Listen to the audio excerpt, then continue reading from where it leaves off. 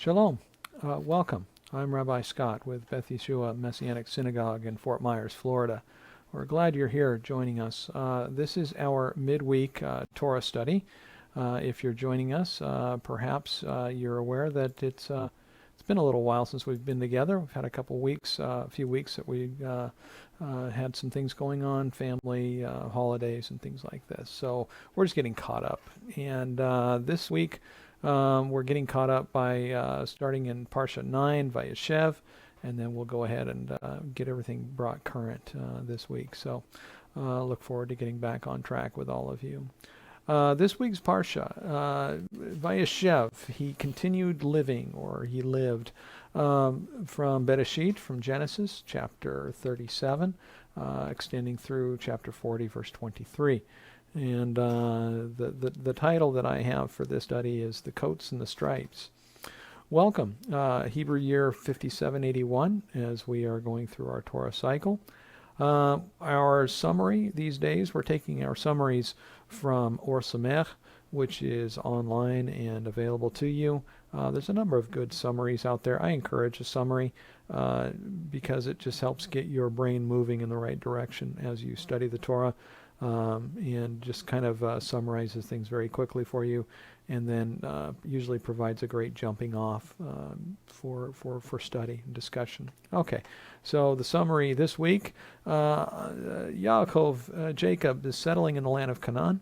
His favorite son, Joseph, brings him critical reports about his brothers, and Jacob makes for Joseph a coat. A fine coat of multicolored strips is perhaps one of the translations. Joseph is the object of wrath and jealousy from his brothers, and he exacerbates this by, of course, first of all, reporting bad information about his brothers, but also about these two dreams. The first dream, of course, is the sheaves of wheat that bow down to his sheaf, and then the sun and the moon and the stars bowing down to him, signifying that all his family will appoint him or anoint him king. The brothers are not happy with this, as you can well imagine, and they resolve that they're going to kill Joseph. When Joseph comes to Shechem, he is dispatched to go check on his brothers by his father. The brothers at first conspire to kill him, but then decide at Reuben's suggestion to throw him in a pit instead.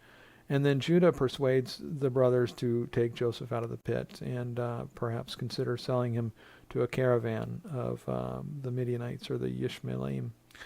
When Reuben returns to find the pit empty, he tears his clothes, and the brothers then soak Joseph's coat in goat's blood and show it to their father, Jacob, who assumes that Joseph has been devoured by wild animals. And we have this line, Jacob is inconsolable. Meanwhile, in Egypt, Joseph has been sold to Potiphar, Pharaoh's chief of the butchers, according to tradition. In the Parsha's subplot, Judah takes a wife and has 3 sons, and the first son, Er, dies as punishment for being evil, and the second son dies because he wouldn't take up the right of the surviving brother, to bring forth a child for the widow and for the deceased brother. And then so the second son is killed by God as well, and then the third son is reserved by Judah because Judah doesn't want to lose his third son. Tamar is thereby frustrated. Tamar is thereby frustrated and is unable to bring forth a son to care for her, and so eventually she resolves to seduce Judah, and when she is found out to be pregnant, she presents Judah with his signet ring and cord and staff, thereby proving that he is the father. Meanwhile, Joseph has risen to power in the house of Potiphar, and has attracted the attention of Potiphar's wife, and Potiphar's wife attempts to seduce Joseph, and Joseph refuses, and Joseph is thrown into prison. and were there in prison until the chief baker and the cupbearer are brought in, and they also have one dream each, so there's two more dreams there. And the baker is hanged, the cupbearer is released according to the prophetic dreams that they had, that Joseph was able to rend an interpretation of. And then after many years, finally, we see that Joseph is about to be released in order to respond to the dreams of Pharaoh.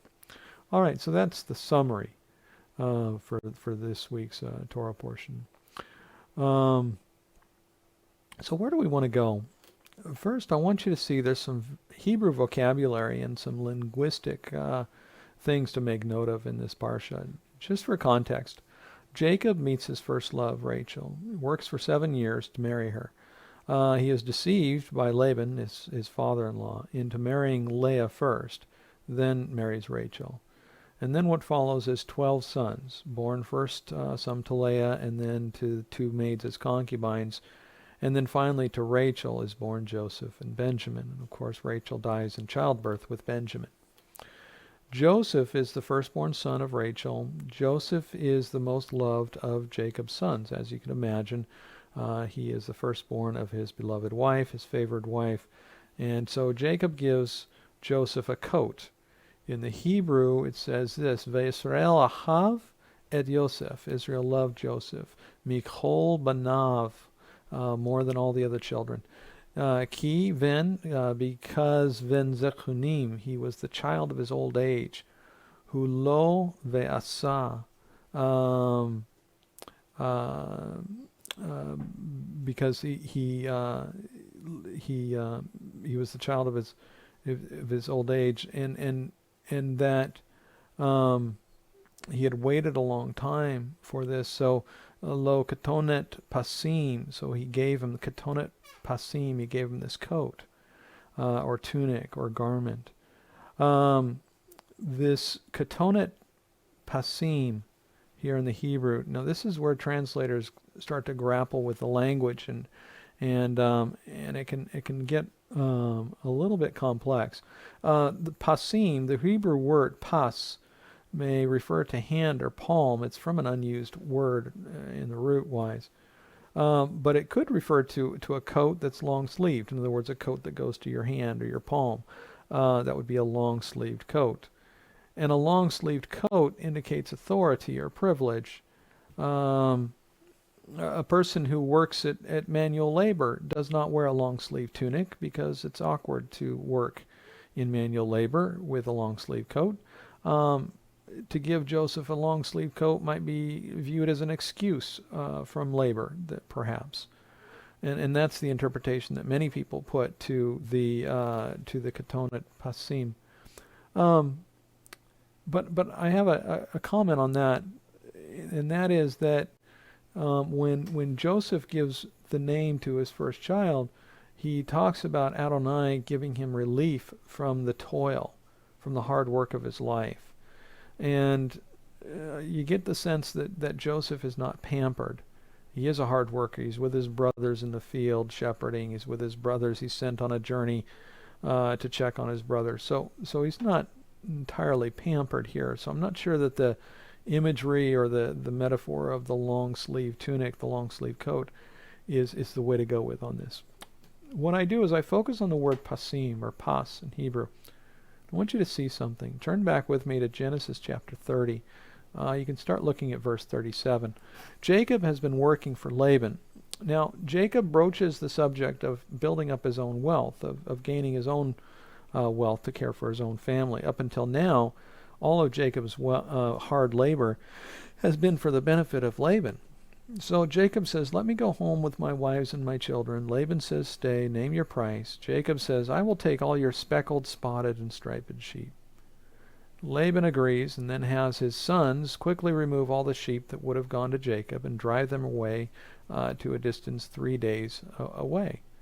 Effectively, Laban cuts this deal with Jacob. You can have all the spotted and speckled and striped sheep. In other words, all the sheep that are non-standard colored. And And then Laban takes all those sheep away, so that conceivably Jacob is starting with zero, zilch, not a nothing. Verse 37, Jacob took fresh white poplar, almond, and plane tree branches, peeled away white striped sections on them, exposing the white of the branches. Then he set the branches he had peeled in front of the flocks in the drinking troughs and watering channels where the flocks had come to drink. Since they were in heat when they came to drink, the flocks mated near the branches. The flocks gave birth to striped, spotted, and colorful ones. Now Jacob separated the lambs and set the faces of the flocks toward the striped ones, as well as all the dark-colored ones among Laban's flocks. Then he set aside the herds for himself, and he did not put them with Laban's flocks. Whenever the strong flocks mated, Jacob put the branches in the watering troughs before the eyes of the flocks to have them mate near the branches. So what does this remind us of? Well, one thing it reminds us of is the echo of the mandrakes of Reuben. If you recall, the striped poplar branches are being brought forward as a breeding aid, a fertility device. Likewise, the mandrakes were rumored and favored for their supposed fertility effects. If you recall, Reuben brought mandrakes to his mother, Leah, and Rachel said, "Give me some of your son's mandrakes. I would like those." And follows is this profound dialogue and negotiation between Rachel and Leah, and the sense that you get is that Rachel finally understands Leah's pain, and she concedes, and she gives Jacob to Leah, gives rights to Jacob to Leah, and Leah conceives that night. So the one who asked for the mandrakes is the one who did not conceive, and so forth. So that's an interesting play on that. But why would Reuben be bringing mandrakes to his mother? Why would Reuben be interested in this of all things? One image that we see in some commentary is the image of the innocent boy who's just in love with his mother, and the adolescent who brings a fragrant bouquet of wildflowers to his mother. Okay, that might be one reading of the text, but I think if you look at the balance of Reuben's life, it's an odd thing to give your mother something that is rumored to have fertility effects. Remember, this is Reuben who went up to his father's couch after the death of Rachel and lay with Bilhah, Rachel's maid, a woman by whom Jacob had had 2 children. A woman who would have known the pain of Rachel more than anyone, and this is the woman that Reuben went into after the death of Rachel. There's an opportunism here in Reuben that is disquieting and unsettling. And remember that at Jacob's death, when he's giving his blessings to his children, and some of these blessings are somewhat harsh. Remember Shimon and Levi, Simeon and Levi, they are reprimanded for the violence they inflicted upon the massacre of the town at the treatment that their sister Dinah received. Likewise, in that blessing, Jacob says of Reuben, you went up to my couch.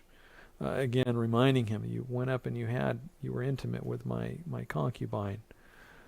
Okay, so back to the striped poplar branches. In Hebrew, Vayefatzel bahen petzalot, lavanot machsof halavan asher al hamachlot. Remember the pasim, the pas in Hebrew from Jacob's coat, and here we have behen petzalot, pets, the Hebrew root words of pas and putz, linguistically and phonetically related. We know that from research that if you soak poplar branches in the water that the animals drink from, they gain health, they gain vitality, they gain fertility. So Jacob's little branches trick is actually good animal husbandry. But the point I want to draw here is I want to talk about the putz, the stripes. We have Joseph's coat with its stripes, and we have the stripes of Jacob.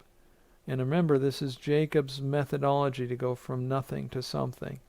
He is the man of sorrows. Remember, he's the one who cries at meeting Rachel. And then he says that long and sorrowful have been the years of his life. He says this to Pharaoh when he meets Pharaoh. So we're talking about Jacob here, and he, again, the stripes is what takes him from nothing to something. The attempt to give Joseph the coat that is striped, likewise, which again I'm focusing on that, and many commentators and translators have concurred with this idea that the pasim for the katolet pasim is the coat that is striped or with many colored strips. So and then this is the sort of the crown, the trophy of Joseph, this young man, and becomes the point of jealousy and bitterness amongst the brothers. All right, so we have Jacob and the stripes going from nothing to something, the beginning of him building his wealth, the beginning of him building his life, and then we have Joseph going from stripes to nothing, the coat to nothing, because we're going to see very shortly that the coat is taken from him.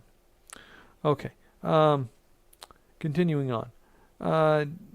Jacob sends Joseph on an errand to check on the brothers. Remember the bad report that Joseph gave about the children of Bilhah and Zilpah. So Jacob sends Joseph to Shechem. Joseph cannot find the brothers there.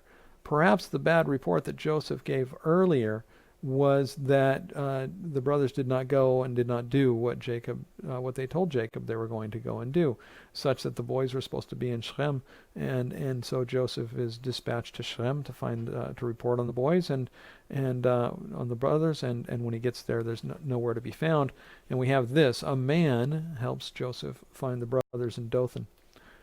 So Joseph makes his way down to Dothan. The brothers see him coming, and they begin to conspire, and this is where the narrative gets a little sketchy. First, they conspire to kill him, and they're going to throw his body in a pit. And we see here where Reuben intervenes. Reuben intervenes and says, let's not kill him, let's throw him in a pit and abandon him. Reuben's purpose for this is to restore Joseph to Jacob for his own purposes, for his own role in the family. So Joseph comes up, and they take his coat, and they throw him in a pit, indeed. And it says in the text that they sat down to eat, and they saw a caravan on its way to Egypt. And then Judah steps up. Judah suggests that they sell Joseph. And we have this line, verse 27. His brothers listened to him. And this is the part that gets interesting. Verse 28.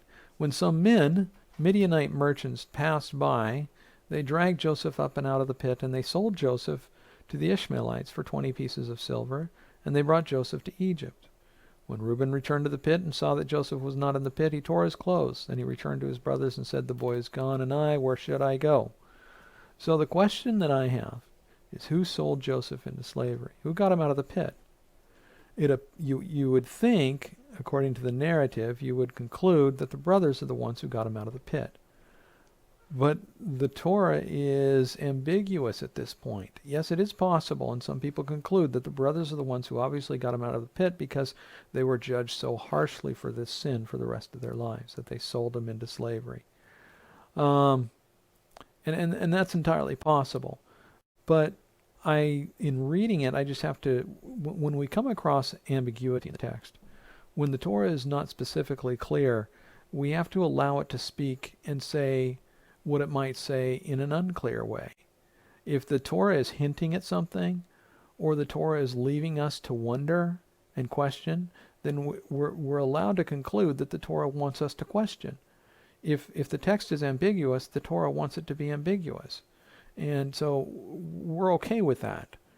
We just have to allow that to be. Sometimes people get tense when there's ambiguity or tension in the interpretations, and it's great for discussion, and we can all have a rousing debate over it. But I just want us to make sure that we're not losing our place and losing out on the opportunity of exploring this by virtue of our insistence that the Torah can't possibly be ambiguous. truth is truth, and the Torah is truth because it's the Word of God, but it is truthfully presenting itself in a vague way here. All right, so let's look at it. Some men, Midianite merchants, passed by, and it says they dragged Joseph up and out of the pit, and they sold Joseph to the Ishmaelites for 20 pieces of silver. It appears that the Midianites may have been the ones who rescued Joseph from the pit. The Midianites may have been the ones to sell him from the Ishmaelites while the brothers were eating lunch, such that when Reuben sneaks around to liberate Joseph, he's gone. So that's the question, is who actually sold Joseph into slavery? On the one hand, yeah, you could argue that it's not the brothers. The brothers are busy eating lunch. However, the brothers are guilty for this sin throughout the rest of the narrative, and so we have to allow for that as well. Their guilt is obviously well-founded, and you could argue that perhaps their guilt is such that they intended to sell him into slavery, but that they were prevented from doing so by the swift turn of events, in that the Midianites were the ones to rescue Joseph out of the pit and then make the actual transaction and sell him into slavery. So there's a discussion regarding interpreting the Torah and studying the Torah.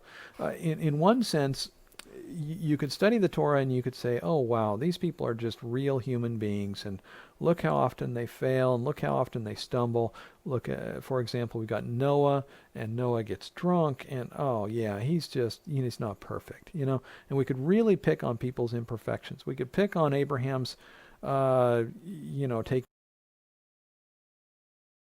of Hagar, not having the faith, taking of Hagar and not having the faith to hold on for a son from Sarah. And then again, when Abraham says, "Oh, that Ishmael might live before you," we could talk about Abraham's other weaknesses of lying before Pharaoh, lying before Abimelech.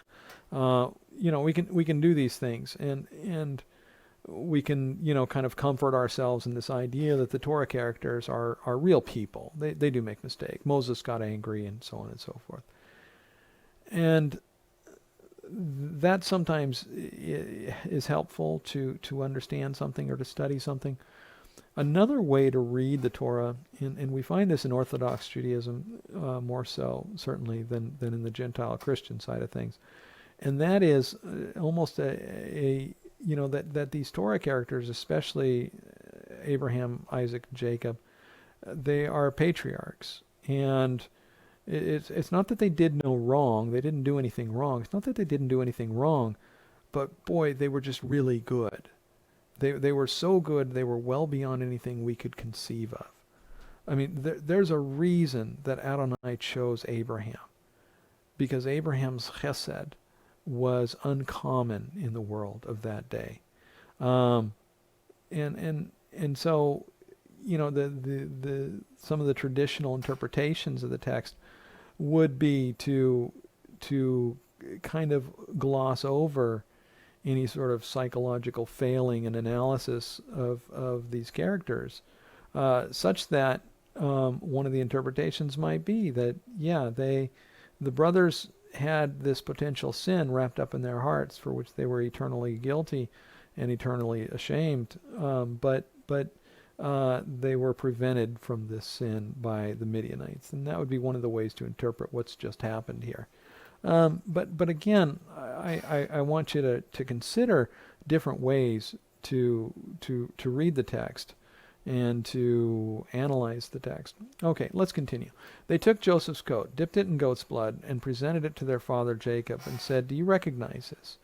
And Jacob tears his clothing, and he mourns for many days, and all of his sons, along with all of his daughters, get up to console him. And it says this, "But he refused to be comforted." This is the whole family rallying around to comfort dear old dad, but he refused to be comforted. And in the next chapter, just a couple verses later, we have this. About that time, Judah went down from among his brothers. Judah has fallen in reputation. He has lost his place of leadership from among the brothers. Remember where Judah was listened to by the brothers. It says they listened to him. We see that in verse 27. His brothers listened to him. And now in the next chapter we see this, that Judah has fallen. He has failed to bring in his big plan of reconciliation and restoration to the family at the cost of Joseph.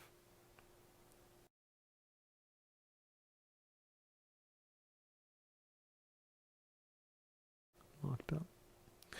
He has failed to win the reconciliation of his family at the cost of Joseph. The one who was to be the leader, the king of the family, has become the martyr sacrifice in order to bring healing. That is, Joseph, who was to become the leader of the family, has to be the sacrifice in order to bring healing, but Jacob won't be comforted. Jacob refuses to be comforted. Remember Rachel refusing to be comforted in the book of Jeremiah. This is Jacob refusing to be comforted at the loss of his child. So Judah goes down from among his brothers. He takes a wife who is a Canaanite, and he has 3 sons by her. The first son dies because he is evil. Adonai puts him to death. The second son is to raise up a son for the deceased brother, a sort of Yibam marriage, also called a levirate marriage. Levirate comes from the Latin of levir, which is husband's brother, levir, not levirate as in Levitical or Levite, according to the biblical understanding. So the idea of a levirate marriage is a marriage to a husband's brother. So the second son is to raise up a son from the firstborn son's wife. This is Judah's second son. The second son dies because he won't produce a child either. Tamar is the wife here. And so there is a third son. Judah has had 3 sons by this Canaanite woman.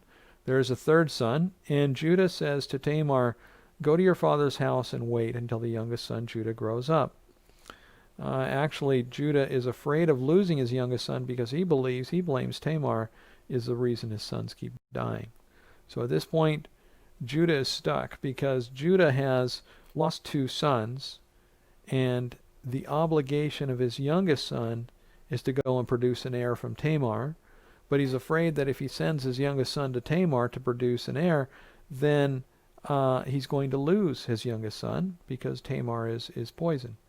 So Judah is stuck with no way to bring about any further children from his line. She's stuck because she is waiting for this obligation. She's waiting for this promise from Judah. She's left as a widow with no chance of having a child. And then she learns that Judah is actually keeping her from this. And so here goes the story. Judah's wife dies. And so after a period of mourning, it says he consoled himself, which is not what Jacob did. It says Judah consoled himself. And then it says that Judah was going up to, at the time of sheep shearing. And he goes and he's walking along the way. Tamar hears of this. And so she takes off her widow's clothes and she puts on the clothes of a prostitute. And she goes and she sits by the springs on the way. And he goes into her. And in exchange for a goat, which he will send later, he goes into her. And for now, he gives her his signet ring, his cord, and his staff. His signet ring, his cord, and his staff, symbolizing the height or the depth at which Judah has fallen, in that he no longer needs a signet ring, cord, and staff, that he can just give it casually to a prostitute, and so forth. So he goes into her and she conceives, and then after months go by, it begins to show, and he is told that his daughter-in-law is pregnant. Now remember, this is the daughter-in-law with whom he has not provided his son, to provide a son for her. In this culture, in this day and age, women's security and safety and health and prosperity was in their sons. And so to deny a woman a son is to inflict on her a lifetime of poverty and an old age of real discomfort and real difficult circumstances. Okay, so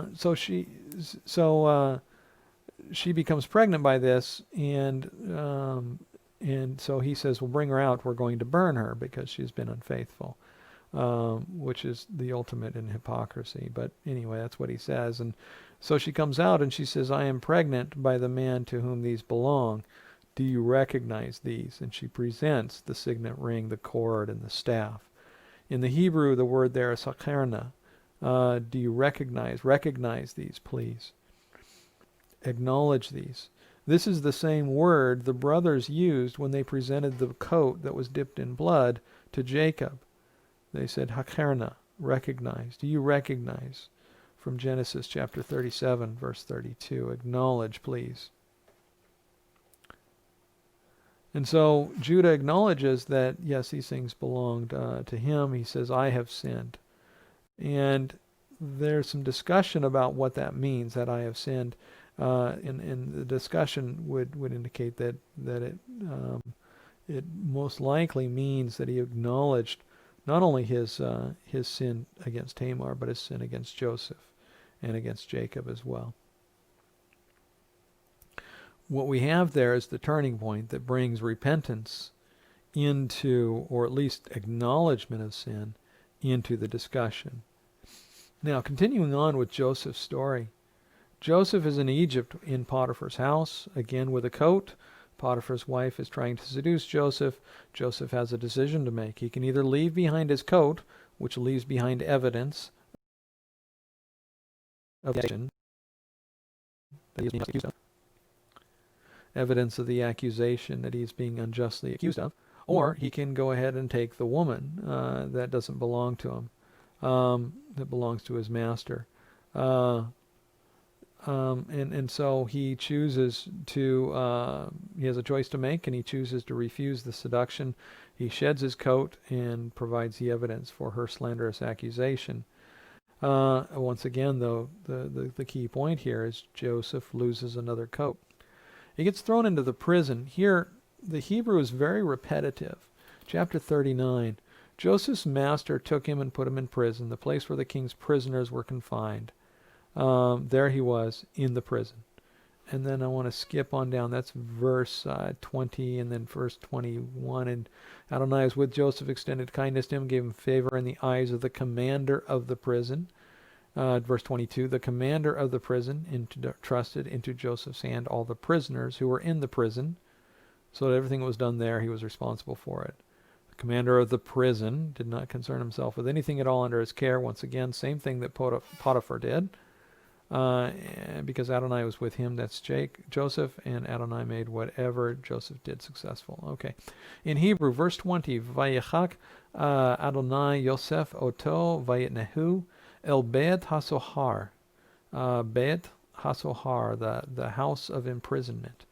Mechom Asher Asire Hamelech Asurim Vayahi Sham Bebet HaSohar. Again, house of imprisonment. The leader of the house in the house of imprisonment, and there he was, Vayahi Sham Bebet Hasohar. There he was in the house of imprisonment. And then verse 22, Vayaten Sar Beit Hasohar. Once again, the Beit Hasohar, which is the house of imprisonment. Vayad Yosef et Chol Ha'asarim. All the prisoners, Asher Bebet Hasohar, again, all the prisoners in the house of imprisonment. Ve'et Kol Asher Osim Sham Hu Haya Oseh. So we have this multiple times here, the house of imprisonment, Beit Hasohar. And yet so we have to ask the question, why is it so repetitive here? Because later, what we see is really profound, and it jumps out at us for this reason. When Joseph is called out, so what happens is there's the baker and the cup holder, cup taster. They are in prison, and they have their dreams and so forth.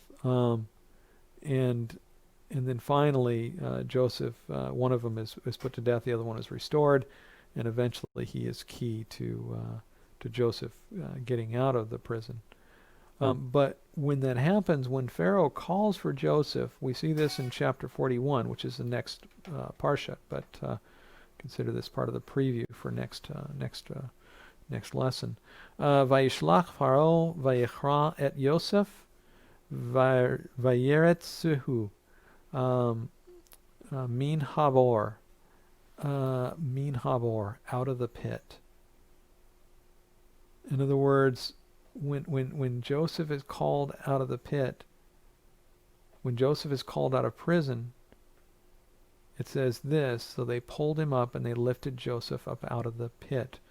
Vayim shechu vaye'alu et Yosef min habor. Back in Genesis 37, verse 28. What is that referring to? That's referring to the Midianites who pulled Joseph up and out of the pit. So this is the second time that Joseph has been pulled out of the pit. Twice now Joseph has lost a coat, and twice now Joseph has been pulled up out of the pit. All right, so what are we to conclude with all this? I'm going to wrap it up now. It's been a long study. Thank you for your participation and sticking with it. What are we to make of all this? Well, first of all, we find this recurring theme of the coat, the striped coat. It pops up again in the narrative of Absalom and his sister who was raped, and his sister's name was, ready for it, Tamar. Again, with another Tamar. And her coat that she is wearing is also a striped coat, or is the same, the pasim, the striped coat, the pasim that is referred to in the beginning of this, in this text. It is the ketonet pasim, and so we see more than just one occasion of the striped coat, and having to do with being scorned and being mistreated or this kind of thing, as this young woman was who was raped, and we find that Absalom uses this episode as part of his stepping stones to usurping his father's kingdom, and begins a rebellion trying to take over the kingdom of David. Likewise, Reuben has been making steps in and around this narrative in order to position himself to be the leader of the family.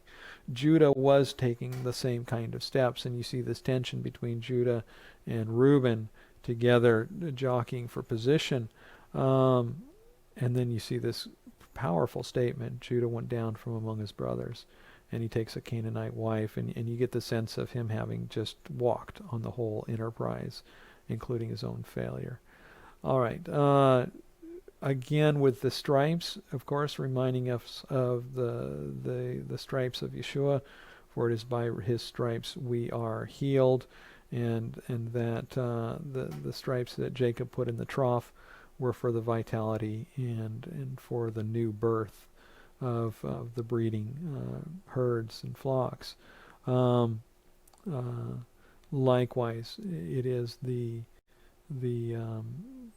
stripes of Yeshua that lead to our healing, and that lead to us being able to rebuild and start again. And oftentimes, when you need to be healed, where do you start from? When you need to be healed, you start from nothing.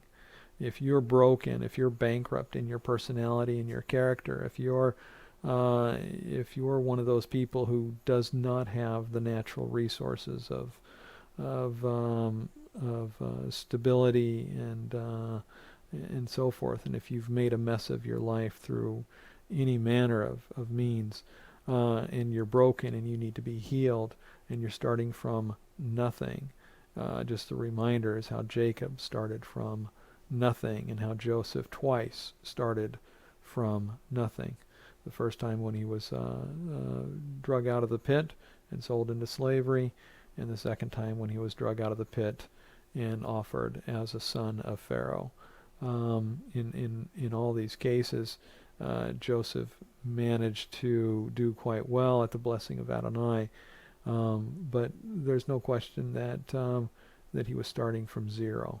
And so just with all these things, an encouragement to you that if you're truly starting from a bankrupt place, that Adonai can provide for you also, and likewise.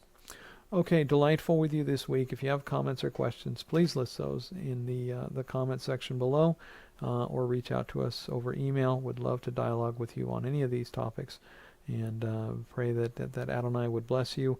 We're coming up on the new year. May Adonai give you a wonderful year, and may He bless us and truly bless the world during these days, and bring us healing in the world during these days, as we talk about, as He is the Lord, our healer.